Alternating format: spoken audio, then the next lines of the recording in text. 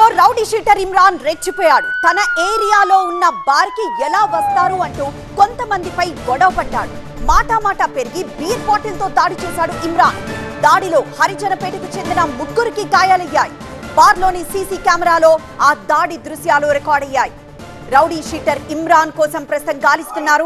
ఇమ్రాన్ ఆ ఘటన తర్వాత పరారీలో ఉన్నాడు.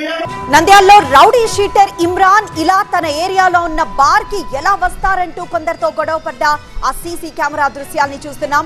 అక్కడ మాటా పెరిగింది. దీంతో బీర్ బాటిల్ తో దాడి చేశాడు ఇమ్రాన్. పిడుగుద్దులు కురిపించాడు.